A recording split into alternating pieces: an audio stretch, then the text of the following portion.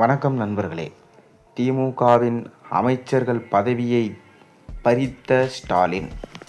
நடந்து முடிந்த 2026 சட்டமன்ற தேர்தலில் திமுகவுக்கு ஏற்பட்ட எதிர்பாராத பெரும் தோல்வி கட்சியின் அடித்தளத்தையே குலைத்து போட்டிருக்கு. குறிப்பாக கொளத்தூர் தொகுதியில் முன்னாள் முதல்வர் மு.க.ஸ்டாலின் சந்தித்த பின்னடைவும் தமிழக வெற்றி கழகத்தின் அசுரவேக எழுச்சியும் அறிவாலயத்தை அதிர்ச்சியில் ஆழ்த்தியிருக்கு. தேர்தல் முடிவுக்கு பிறகு கட்சிகள் உள் நிர்வாக சீர்கேடுகள், உள்ளடி வேலைகள் குறித்து பல்வேறு கள ஆய்வறிக்கைகளை ஸ்டாலின் மேசைக்கு வந்த வண்ணம் இருக்கான்.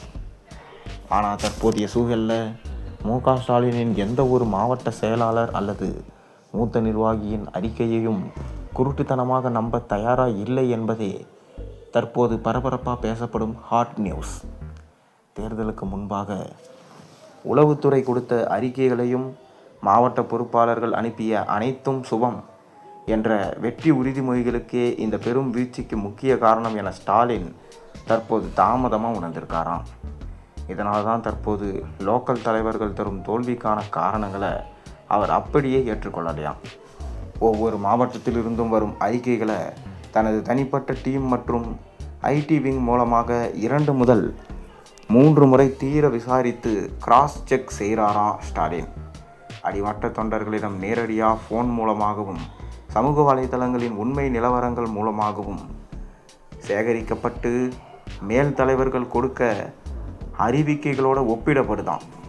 இந்த மறு ஆய்வின் போது பல மாவட்ட செயலாளர்கள் தங்கள் தோல்வியை மறைக்க பொய் கணக்கில் எழுதியிருக்காங்களாம். கூட்டணி கட்சிகள் மீது பழி போட்டு தப்பிக்க முயற்சி செஞ்சதும் அம்பலமாயிருக்கான். இதனால் கடுப்பான ஸ்டாலின் சமீபத்திய ஆலோசனை கூட்டங்களில் கட்சி கேடர்கள் மற்றும் மாவட்ட பொறுப்பாளர்கள் மீது கடுமையான கோபத்தை வெளிப்படுத்தியிருக்காராம் ஸ்டாலின். இனிமே முகம் பார்த்து பல்லிழுக்கும் அரசியல் செல்லாது. களத்தில் வேலை செய்யாதவர்கள் யாராயிருந்தாலும் பதவிகள் பறிக்கப்படும் என மிக ஆக்ரோஷமாக எச்சரிக்காரு முன்னாள் ஸ்டாலின்.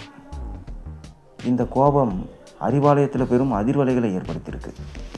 திமுக தலைமைக்கு கீழ்மட்ட நிர்வாகிகள் அனுப்பிய அறிக்கையில் பல உண்மைகள் மறைக்கப்பட்டிருந்தாலும் ஸ்டாலினின் தனிப்பட்ட விசாரணையில் பல முக்கிய காரணங்கள் வெளிச்சத்திற்கு வந்திருக்கான்.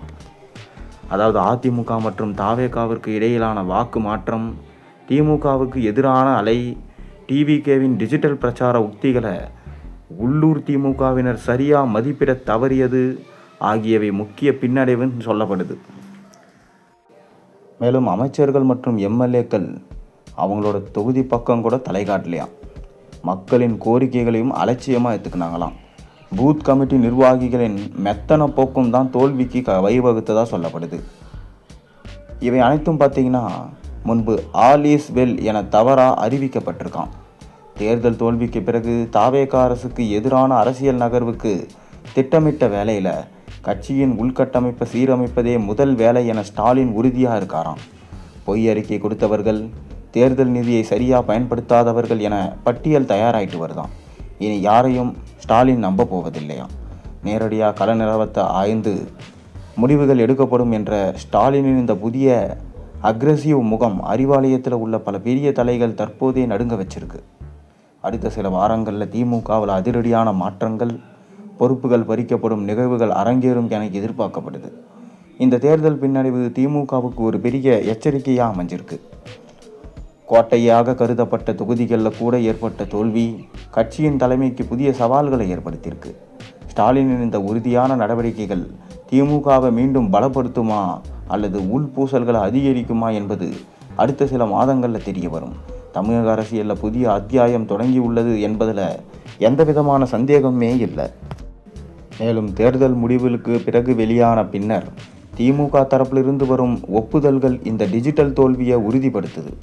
முன்னாள் முதல்வர் மு.க.ஸ்டாலின், நாங்கள் களப்பணியில் கவனம் செலுத்திய போது அவர்கள் ரீல்ஸ் மூலம் குழந்தைகள் வழியாக குடும்பங்களுக்குள்ளே ஊடுருவினாங்க. இது எங்கள் கணக்கில் கண்ணில் படலை என்று வருத்தத்துடன் ஒப்புக்கொண்டார். தாவேகாவின் இளைஞர் ஈர்ப்பு பிரச்சாரம் குறிப்பாக இன்ஸ்டாகிராம் ரீல்ஸ், ஷார்ட் வீடியோக்கள் மூலம் புதிய தலைமுறையினரை சென்றடைந்திருக்கு. பாரம்பரிய ஊடகங்களை நம்பிய திமுக இந்த டிஜிட்டல் அலையை சரியாக எதிர்கொள்ள தவறிட்டாங்க. தேர்தலுக்கு பின்னரும் சமூக ஊடகங்களில் தாவேகாவோட ஆதிக்கம் தொடர்ந்து இருக்குது. சமீபத்தில் சென்னை திருவிகா நகரில் நடைபெற்ற பள்ளி திறப்பு விழாவில் சென்னை மேயர் பிரியா ராஜனுக்கும் தாவேகா எம்எல்ஏ பல்லவிக்கும் இடையே ஏற்பட்ட குத்துவிளக்கு சர்ச்சை பெரும் பரபரப்பை ஏற்படுத்தியது. இந்த வைரலான வீடியோவில் மேயர் பிரியா பல்லவியை வேண்டுமென்றே புறக்கணித்து அதிகாரியிடம் மெழுகுவர்த்தியை கொடுத்ததா சொல்லப்பட்டது. திமுக தரப்பு இதை புரோட்டோகால் என்று விளக்கினாலும் பெண் எம்எல்ஏவுக்கு கேட்கப்பட்ட அநீதி என்ற தாவேகாவின் பிம்ப அரசியல் சமூக ஊடகங்களில் வெறும் எதிரொலியை பெற்றது. திமுகவின் ஐடி விங் தற்காப்பு நிலையில் இருக்க தாவேகா தரப்பு தொடர்ந்து தாக்குதலை மேற்கொள்கிறாங்க. தற்போதைய மின்வெட்டு பிரச்சனைகளுக்கும் திமுகவை இணைக்கும் பிம்பத்தை தாவேகா மிகவும் லாபகமாக பயன்படுத்துது. தாவேகா எம்எல்ஏ பல்லவி திமுகவினர் அதிகாரிகளுக்கு லஞ்சம் கொடுத்து வேண்டுமென்றே மின்வெட்டை ஏற்படுத்துகிறாங்க என்று குற்றம் சொல்லியிருக்காரு. திமுக அவதூறு நோட்டீஸ் அனுப்பிய போதும் பொதுமக்களிடையே திமுக ஆட்சியில் இருந்த மின்வெட்டு மீண்டும் வந்துவிட்டது என்ற பழைய நினைவுகளை தூண்டப்பட்டது. இதேபோல சட்டம் ஒழுங்கு சீர்குலைவு குற்றச்சம்பவங்கள் ஆகியவற்றுக்கு முந்தைய திமுக அரசின் நிர்வாக சீர்கேடுகளே காரணம் என்று தாவேகா அமைச்சர்கள் வாதிடுறாங்க. எதிர்கட்சியாக இருந்தும் திமுக தாவேகாவின் குற்றச்சாட்டுகளுக்கு பதிலளிப்பதிலேயே நேரத்தை வீணாக்குது.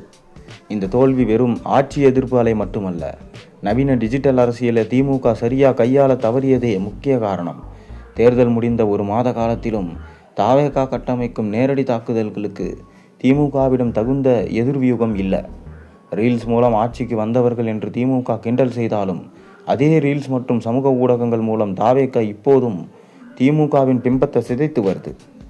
திராவிட அரசியலின் பாரம்பரிய கோட்டைகளை உடைத்த தாவேகாவின் வெற்றி எதிர்கால அரசியலில் டிஜிட்டல் தளங்களின் முக்கியத்துவத்தை உலகுக்கு நினைவூட்டுது. திமுக தன்னை டிஜிட்டல் யுகத்துக்கு ஏற்றவாறு மாற்றிக்கொள்ளாவிட்டா அக்கட்சியின் அரசியல் இருப்பு இன்னும் சவாலானதாக மாறும் என்பதில் சந்தேகமில்லை. தமிழக அரசியலில் இனி ரீல்ஸ், வைரல் வீடியோக்கள் மற்றும் நேரடி டிஜிட்டல் நேர்காட்சியின் காலமாக மாறியிருக்கு.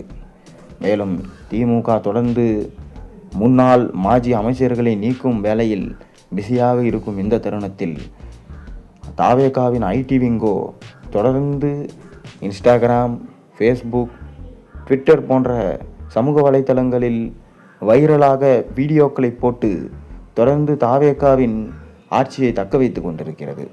திமுக இனி இளைஞர்களுக்கு வழிவிட்டு தொடர்ந்து டிஜிட்டல் அரசியல் செய்யுமா? இல்லை, திமுகவில் உள்ள ஒவ்வொரு அமைச்சர்களும் ஊழலின் பிடியில் சிக்கியதால் சிறைக்கு சென்று தங்களது சிறைவாசத்தை அனுபவிப்பார்களா என்பதை நாம் பொறுத்திருந்து தான் பார்க்க வேண்டும்.